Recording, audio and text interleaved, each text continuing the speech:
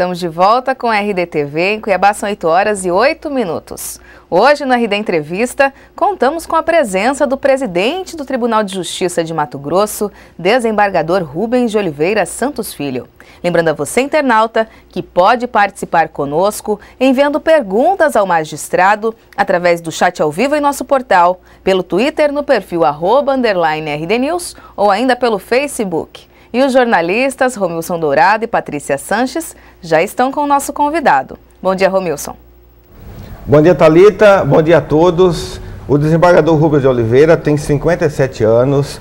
Antes de entrar para a magistratura, que já faz 14 anos, ele foi presidente da OAB.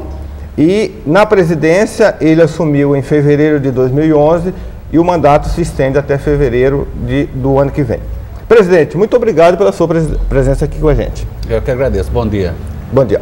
Participa com a gente também a jornalista Patrícia Sanches. Patrícia, judiciário dá um debate bom, né? É verdade, muitos assuntos para serem debatidos com relação ao judiciário. Tá certo. Da redação do RD News participa com a gente a jornalista Valéria. Do estúdio, a Thalita vai também encaminhar perguntas de você, então você pode encaminhar para a gente aqui com o nome e a cidade de onde você está encaminhando a pergunta, que prontamente a Thalita coloca aqui para o presidente. Presidente, entre tantas atribuições do judiciário, está de dirimir os tantos conflitos que surgem na sociedade. E nós temos aí uma composição com muitos juízes e desembargadores no judiciário. No caso do Tribunal de Justiça, há uma vacância de cargos, são 30, né? Mas hoje está completo ou há vacância de cadeiras, presidente? O Tribunal de Justiça do Mato Grosso é composto por 30 desembargadores.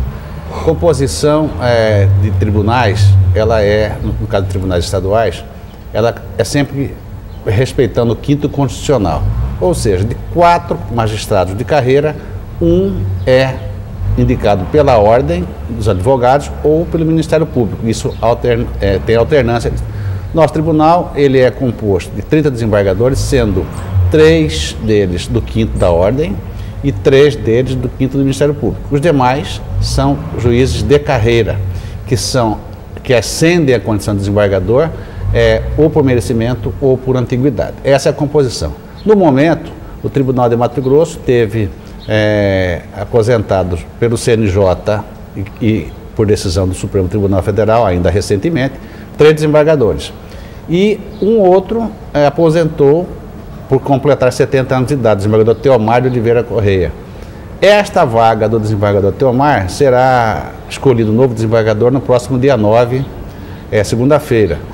E hoje, então, resumindo, hoje o nosso tribunal tem 26 desembargadores, sendo que desses 26, 2 estão afastados pelo STJ. Então, nós temos 24 desembargadores efetivamente trabalhando. Tá, e aí, Patrícia, antes da sua pergunta, só para completar aqui, presidente, a imagem hoje do judiciário mato-grossense, do judiciário estadual, não está um tanto arranhada, com denúncias envolvendo magistrados, CNJ afasta, recorre à justiça, tenta retornar, juiz também brigando na justiça para conseguir a vaga de desembargador. Isso tudo, esse embate tudo, para a sociedade não fica com uma imagem um tanto negativa? Bem, primeiro que a gente tem que entender, qualquer tribunal que tem membro punido, certo ou errado, claro que causa um arranhão, mais do que um arranhão, na instituição. Ao mesmo tempo, quanto briga por vaga, isso é comum, porque não se pode esperar que o magistrado deixe de exercer um direito de demandar. Pelo simples fato de ele ser magistrado, não significa que ele tem que aceitar tudo que lhe é imposto, certo ou errado, eu costumo dizer. Então, a questão maior, que mais prejudicial, é aquela em que seus membros são apenados, quer pelo CNJ ou por qualquer decisão judicial que venha assim o fazer.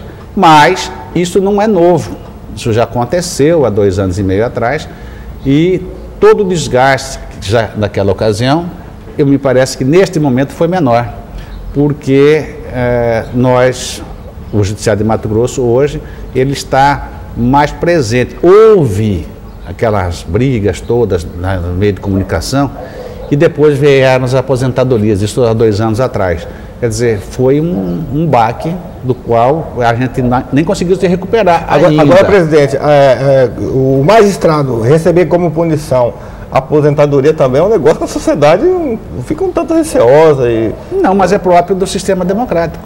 Ou seja, porque o magistrado o comportamento teria que ser sempre acima de qualquer suspeita. O CNJ entendeu que esse comportamento não foi regular e aplicou a penalidade. Claro, quem é que quer isso? Ninguém quer isso, né? A sociedade quer que todo mundo, principalmente o magistrado, seja absolutamente correto, mas nem sempre as coisas são assim. Presidente, mais do que a imagem arranhada do Tribunal de Justiça, a sociedade quer saber com relação aos processos, né? Já se há aí uma demora muito grande na apreciação de processos, com essa vacância, como que está hoje o Tribunal de Justiça e o que tem sido feito para que a sociedade não seja prejudicada? Bem, primeiro o seguinte, processos no Tribunal de Justiça geralmente não demoram muito. Se compararmos com os outros tribunais do país, então, Mato Grosso, nesse campo, está muito à frente e isso pode ser checado com qualquer advogado que vive da sua profissão. Agora, o problema maior estava sempre e sempre esteve na primeira instância, né? E isto é um caso crônico, muito grave, e nós conseguimos o quê? Nomear agora, nesse mês de junho, 43 novos juízes, né? Que esses juízes vão trabalhar aonde? Nas comarcas de primeira entrância. Onde são essas comarcas? São aquelas comarcas mais distantes, aquelas que sempre tiveram fórum, poucos funcionários e nenhum juiz efetivo. Então, nós estamos, essa base da magistratura mato-grossense foi preenchida e estamos fazendo as que nós chamamos remoções e promoções das demais entrâncias, de segunda para terceira, de terceira para especial. Esse processo vem avançando, lembrando que na nossa gestão nós demos sequência à nomeação de 4 novos desembargadores, que também o tribunal ficou desfalcado da outra vez, não por aposentadoria determinada pelo CNJ, mas porque vários colegas desembargadores se aposentaram com a idade de 70 anos, né? Ela é obrigatória, compulsória essa aposentadoria. Então o Tribunal de Justiça estava até 15 dias atrás completo, faltando apenas um. E nós fomos cuidar de tratar da primeira instância. Aí sim que reside o problema, onde começa o processo. O processo, quando chega ao tribunal, ele, em termos de Brasil, ele anda rápido. Agora, para chegar no tribunal, demora um pouco. E o déficit ainda é grande ou não? Como que depois dessas nomeações, qual que é a avaliação que o tribunal tem? Não, agora, o que vai acontecer? Nós vamos ter uma radiografia perfeita do Estado. Nós estamos com as varas preenchidas de primeira instância, né? Nós estamos com todas as comarcas com juiz, todas as comarcas com juiz, e fazendo as remoções de segunda para terceira, isso é na linguagem da magistratura, ou seja, você vai promover juízes que estão hoje na segunda instância para a terceira instância, né? E nós teremos um quadro real. Não vai faltar muita gente, tá? Quer dizer, é muito melhor do que nós estávamos há alguns meses atrás. Presidente, falando em celeridade, na questão da prestação jurisdicional, quais que são varas sociais? Parece que tem juízes designados para esse trabalho. Não, é o seguinte, porque a maioria dos processos, eles estão onde as pessoas mais pobres necessitam. E essas varas, por exemplo, varas sociais, uma vara de família, né? As pessoas brigam muito, lamentavelmente a sociedade brasileira ela tem um espírito beligerante, eu vou para a justiça, que é o que se diz, e essas varas ficam abarrotadas. E não é possível que numa ação de alimentos, por exemplo, se demore tanto para atender aquela necessidade. Então, mesma coisa nos juizados. Os juizados foram criados para atender um determinado tipo de demanda. Os juizados hoje, em todo o Brasil, especialmente em Mato Grosso, estão abarrotados, marcando audiência para daqui a um ano. Quer dizer, é inaceitável. Como é que você vai para um juizado que todo mundo conheceu como juizado especial de pequenas causas, assim que chamava, né? E essa pequena causa se transforma numa batalha de 3, 4 anos. Não tem sentido. Então, o que nós fizemos? Os juízes, em Cuiabá existiam 14 juízes, Cuiabá e Vargas Grande, que eram juízes substitutos nessa condição, e eles foram alocados nas varas chamadas sociais. Que são varas sociais? As varas de maior atendimento à sociedade. Então, Maria da Penha terá 2 juízes, são 2 varas, com 2 juízes, são 4 juízes para atender Maria da Penha. Os juizados especiais cíveis da capital, 7 juizados, serão 2 juízes para atender. Nós vamos vaziar esses juizados. E as varas de família. As varas de família da comarca da capital também terão 2 juízes trabalhando, com a mesma estrutura. Não significa que esses 2 juízes não vão criar novas estruturas, que vai custar muito mais. A estrutura de escrivania, de secretaria, que nós chamamos, será a mesma. Então, o juiz vai julgar.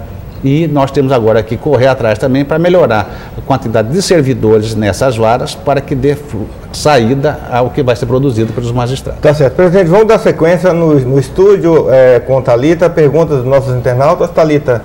Isso, Romilson, a gente recebeu uma pergunta por e-mail, desembargador, do Walter Dias dos Santos. Ele pergunta por que demora tanto tempo para um processo sair do protocolo para enfim ser julgado. Ele inclusive narra uma situação de que ele vai ao Projude toda a tarde e a moça do Projude fala: o seu processo não é prioridade. O que define essa prioridade e por que se demora tanto a distribuição desses processos?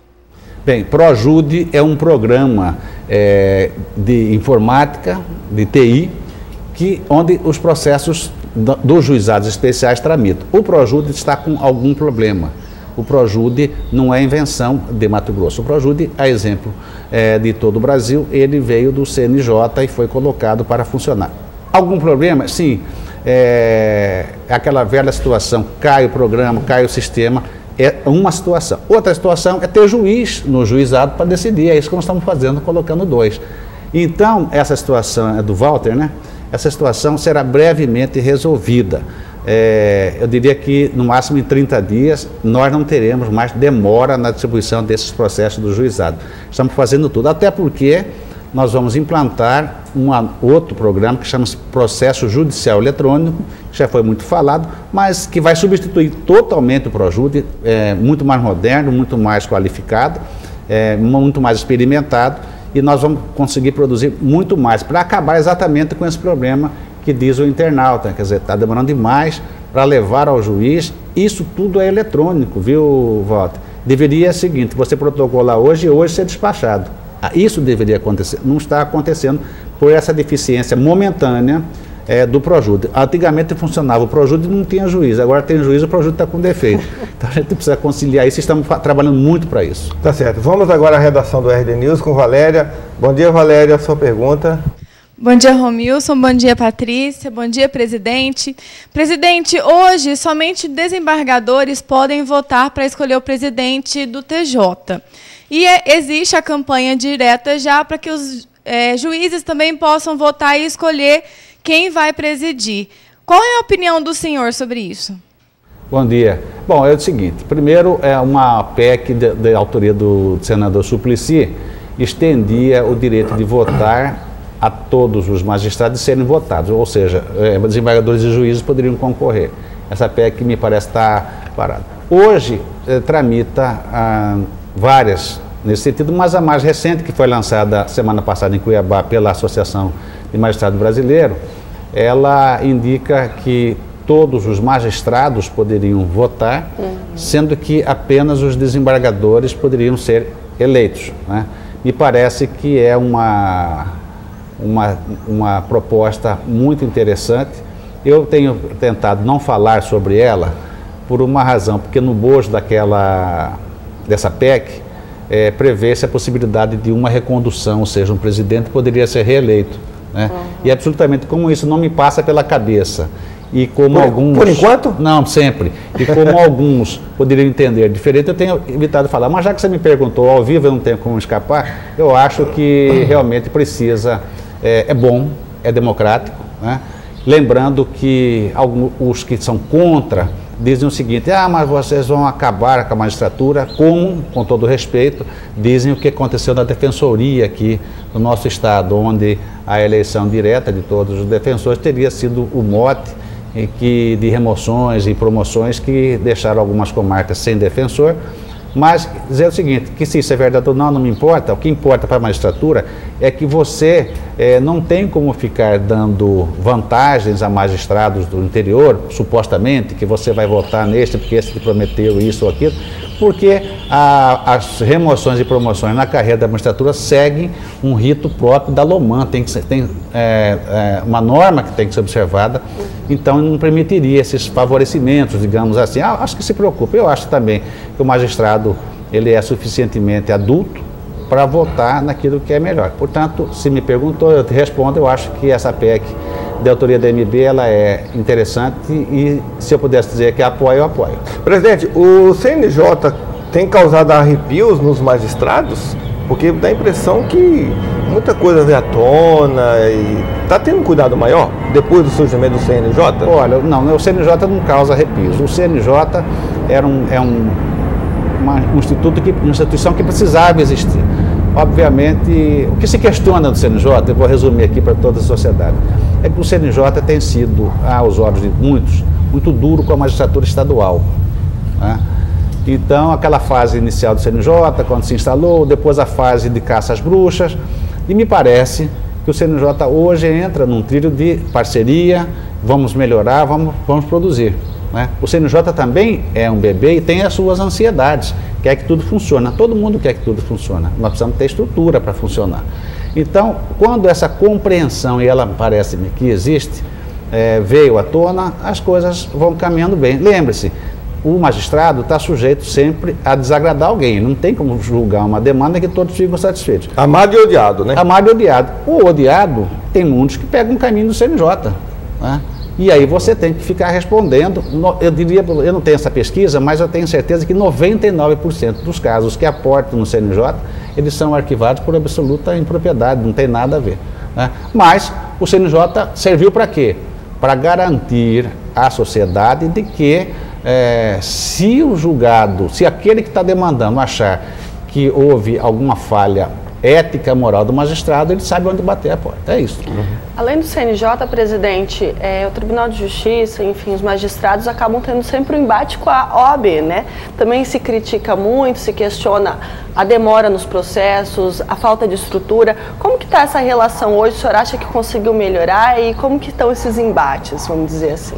Bom, uma ordem, e eu tenho orgulho de tê-la presidido, tem que cobrar.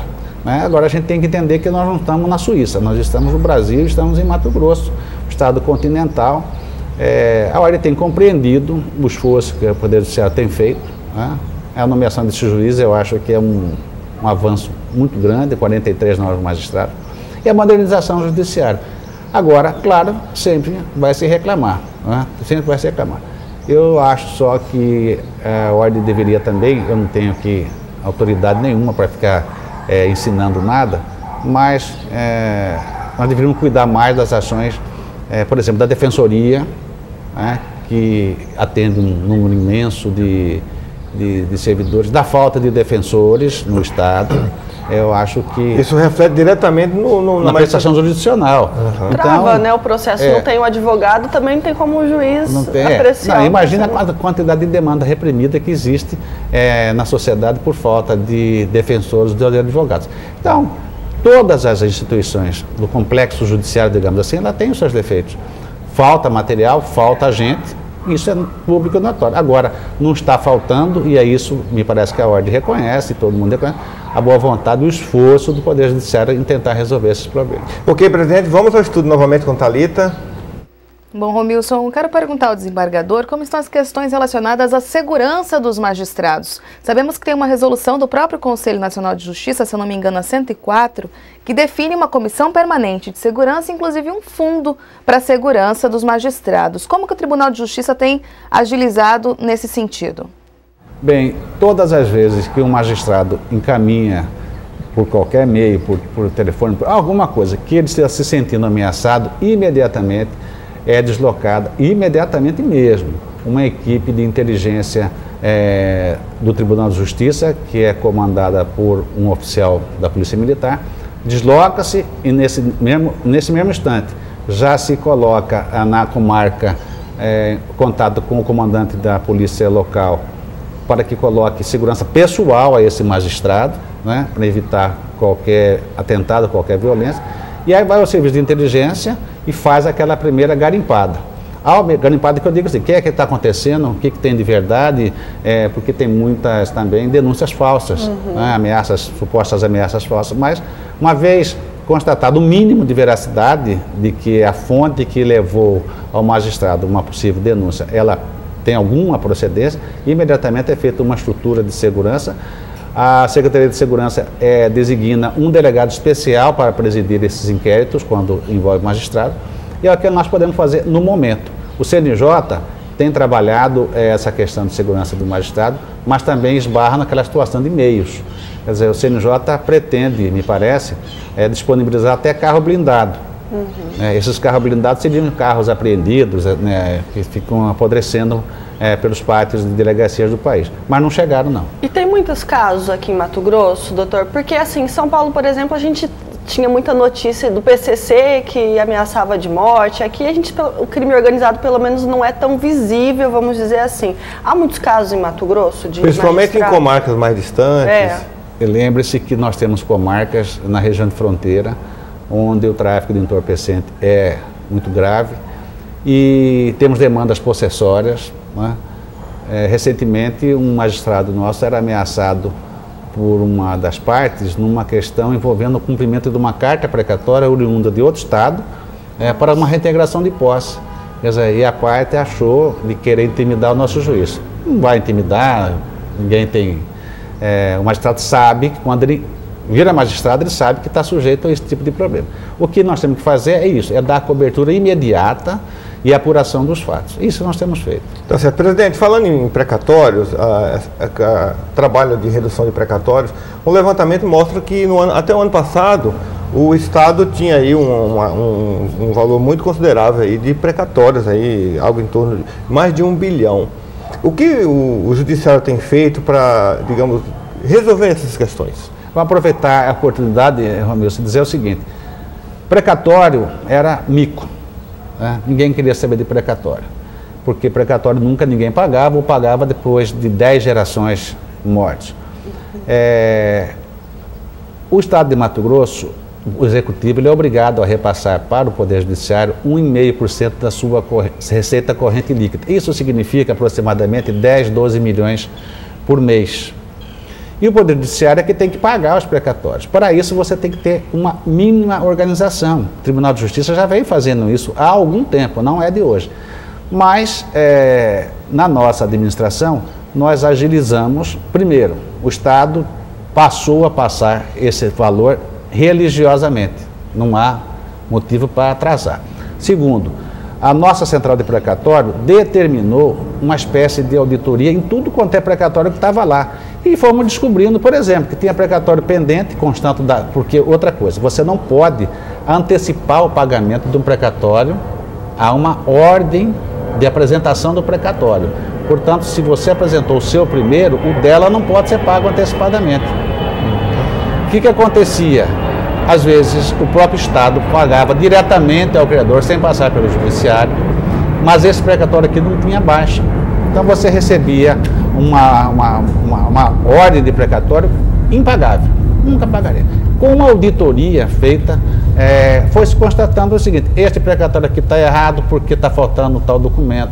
O outro precatório, aquele famoso precatório número 1, do Estado de Mato Grosso, que é de uma briga que começou em 1911, o Supremo disse que não tem que pagar esse precatório, pelo menos das formas pretendidas, saiu da preferência.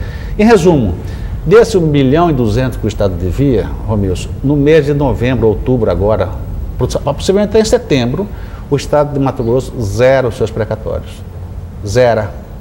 Nós vamos trazer aqui a ministra Eliana Calmon, que vai fechar, já é o primeiro estado do Brasil que está com o precatório em dia. É impressionante, né? É impressionante. E, para nosso orgulho, a nossa equipe do TJ de Mato Grosso, presidida pelo juiz José Leite Lindotti, hoje é requisitada para ajudar a organização de precatórios no Amapá, em Minas Gerais, na Bahia e até mesmo em São Paulo. O CNJ, todas as vezes que vai tratar de precatório, está levando a nossa equipe. Ou seja, é um trabalho maravilhoso. E aquele 1,2 bilhão que o Estado devia, ou supostamente devia, Romilson, com mais 60 milhões põe tudo em dia. Só tem um levantamento preliminar, presidente, desses precatórios, a maioria se refere a quê? Tem um levantamento? Não, são precatórios diversos. Mas assim, demandas de trabalhistas mesmo? Não, essas trabalhistas ficaram a cargo, lembra daquela situação que o Estado terminou com as suas empresas de economia mista, ou isso foi tudo, virou milhares de algumas ações. foram extintas, né? Essas ações foram para a Justiça do Trabalho e que, me parece, também já foram quitadas. De qualquer maneira, diminuiu a carga. Sim, sim. Precatório, quem vender precatório hoje está tomando prejuízo. Precatório, inclusive nós temos notícias de pessoas, mas aquela dificuldade, de pessoas que se apresentam, olha, eu consigo receber. Ninguém vai fazer isso, o precatório seu vai ser pago. Você não precisa dever nada para ninguém, nem vender seu precatório. É isso que tem que tomar cuidado, porque para não resultar em denúncia, como foi esse caso agora, né? Exatamente.